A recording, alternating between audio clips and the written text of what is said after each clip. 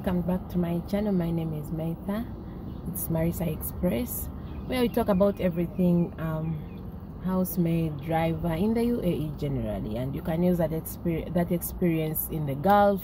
You can use the same experience you need in the whole of the Middle East. And today our topic is really about children, how to handle children in the Arab household. Now, whatever I'm going to say is from my personal experience, number one, and number two, really, it's something that I have learned over time. It's something that I've learned over time. No one is going to tell you these things at the office. They will tell you, obey your madam, love the kids.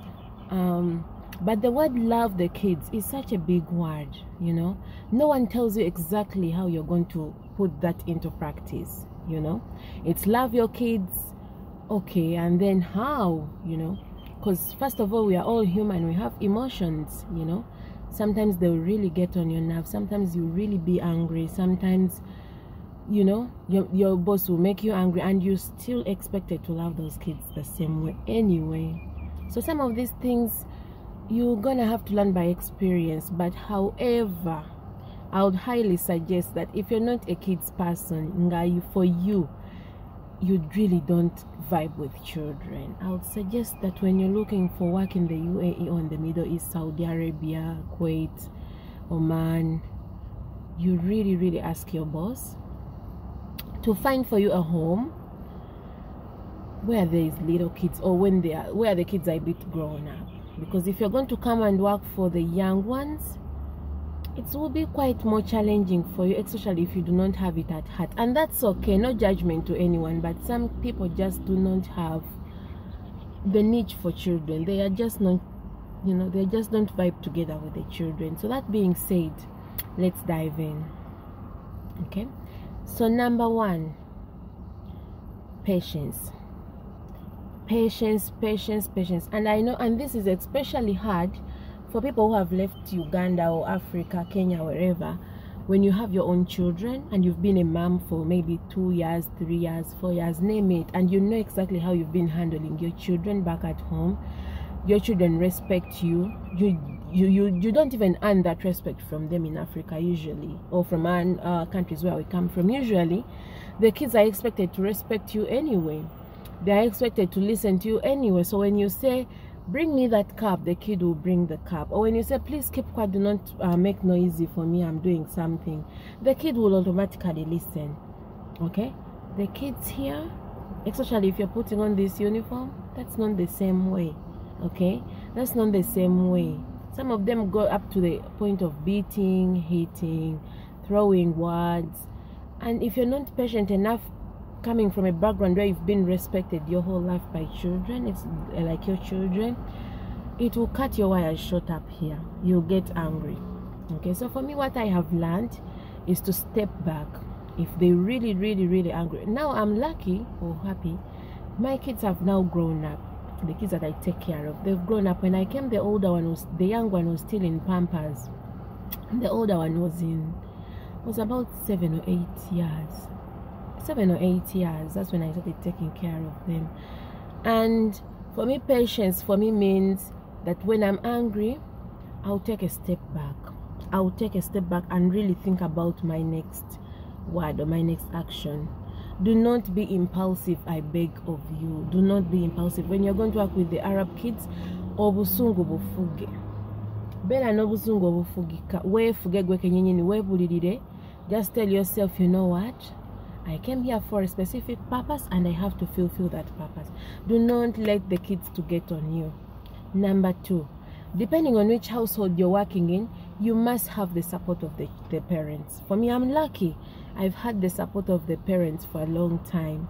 And what do I mean by support? That if the kids do something bad or mean to me, if I really talk to the parents nicely and calmly, they will then talk to their kids. I will show them, not as a way of blaming. So I'll see, this is how it plays out.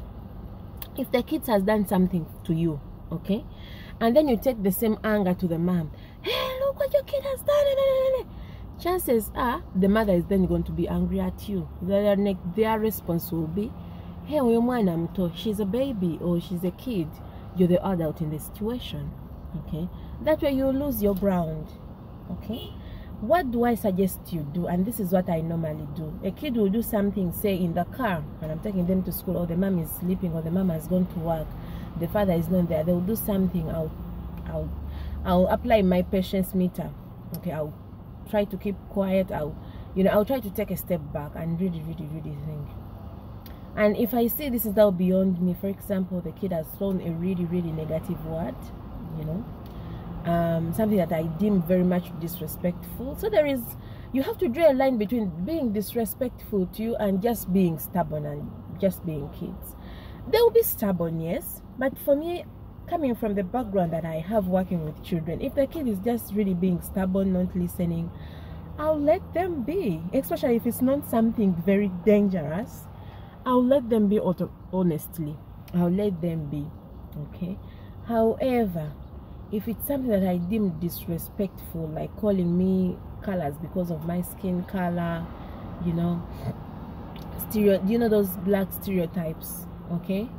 Then I'll take the issue to the mom. I'll say, okay, look, can you please talk to so and so? And here's my reasons why he said this, he said this, he said this, he said this, okay? And if the parents in most cases, they will understand, they will listen. Now, if whether or not she is going to discipline her kids, that's not up to me. I have brought my issue forward, okay? So that in case that something happens yet again and I have to come to talk to you, at least I have a ground to which I say, I told you so even last time, but you did nothing about it. So this is like you keeping your goal scores. By you going to the parents to say for them what the child has done, it's like you keeping your goal scores, so that by the time you really reach your limit and you're like, you know what, kindly return my passport, I do not want to work with you, you'll have had that bank, you would have had that receipt, okay, with the children. So that's number 2, okay? Number 3, you're not their mom, and that's something you're gonna have to accept. You're not their mom. I have had maids struggle to have those kids love them and respect them and listen to them like their mom, given the background they have as parents. As what, you are not their mom. And once you learn and accept that, life will be a bit easier for you, because they can also sense that you're really fighting for their attention. Those kids can sense it. Do not fight for their attention. Treat them nicely, love them, make sure they are comfortable and healthy and happy, but do not fight to take over the place of the mom, okay? So if you're going to give the kid food, and I'm going to give this as an example because I see it most of the time. So if you're going to give the kid food, okay, and the kid says no, mama will feed me, you do not then have to fight. No, why you go to your mom? I have seen nannies with my own 2 eyes fighting for that place. Why? Let me feed you. Why you go to your mother? I'm the one who prepare you the food. No, honey, you're not their mother. You are not, and you will not even be, and they know that. They know that, trust me. If the kids chooses that the mother do for them something like, oh, you want to maybe make their hair nice and tied it nicely, pretty and cute, and they say for you, no, don't touch me, I want to go to my mom to do it, kindly let them go in a kind way. Like, you'll be like, however much it's hurting, you'll be like, for example, I'll give you an example. Oh, so you want mama to do it? That's really nice. How does she do it? So then you shift your attention from really the point of, she doesn't want me to do her hair because I'm not her mother, to the point of, oh, so this is what makes you comfortable, okay? And once they learn that you're always choosing their comfort, that you're choosing to make them be comfortable and be happy, slowly by slowly they will come to you. They will then learn to choose you to do for them those kinds of stuff. And I know if you've been a mother in Africa or before you came to work for these kids, you want to treat them as you want to then to make them your children, but just don't make that mistake. It will only ruin you. Now that's for a group of people. Some people really are given all that responsibility as mothers, okay? But these things of being a nanny is like co-parenting. You do your job, the dad does his job, the mom does his job, and you work together as a household, okay? The last and very, very important thing, learn to pray for yourself.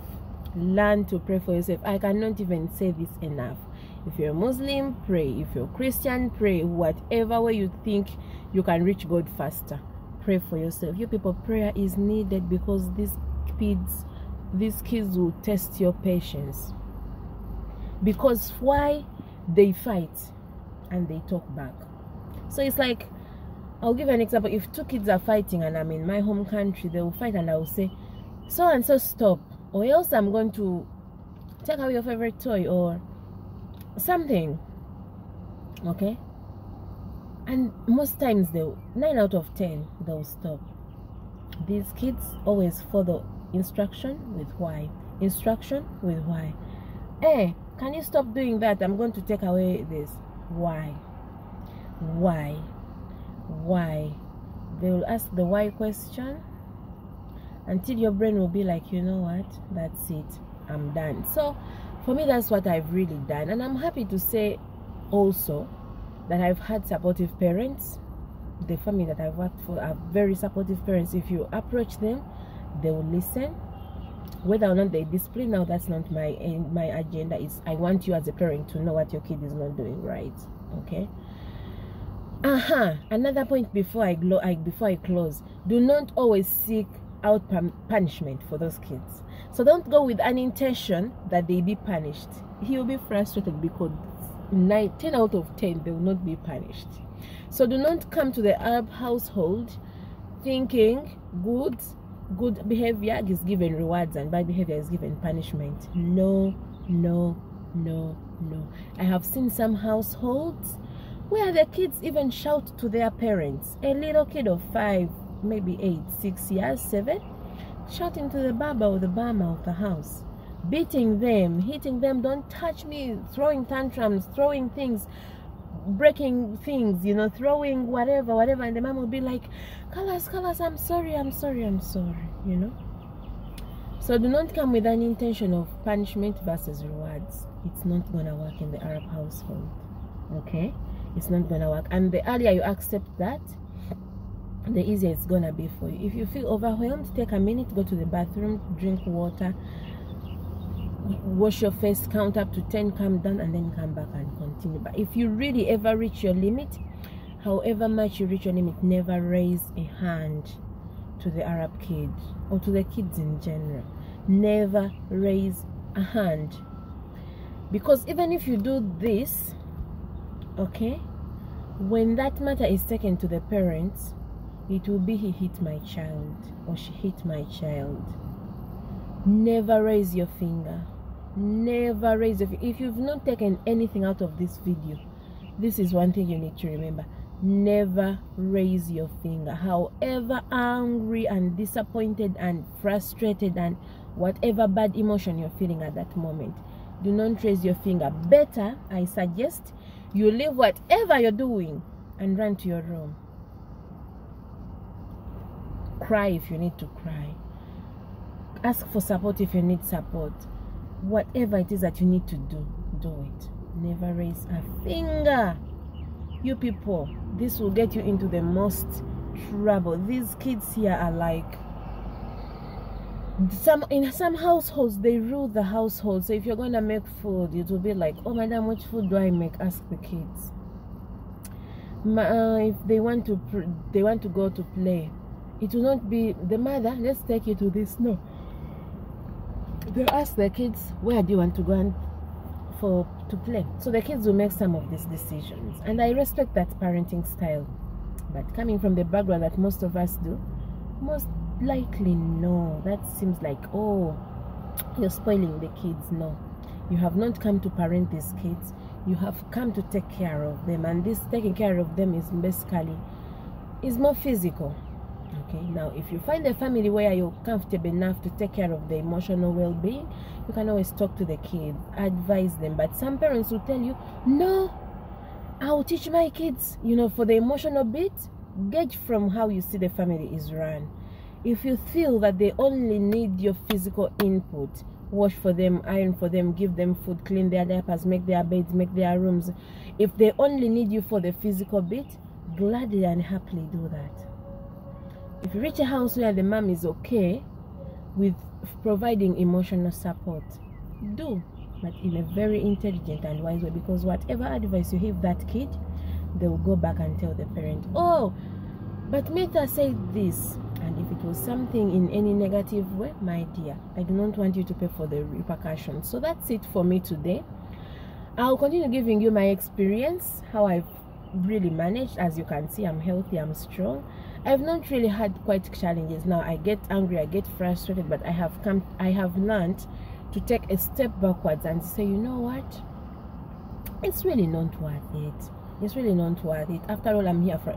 Always remember, you're in that household for a time being. It's not a forever thing, and you can always cancel. Okay, you can always cancel. You can always go back to the office. You can, there is those options. Okay, so do not. If you've really reached your cutting line and you've really reached the end, and you're like, you know what, I cannot anymore, sister, dear lady, close. Ask for your leave. Ask for your passport, whatever it is, and go back home for your mental stability. Okay, so that's it from me today. See you next time. The next time we are going to talk about food with the Arab kids. Okay, see you next time. Bye bye.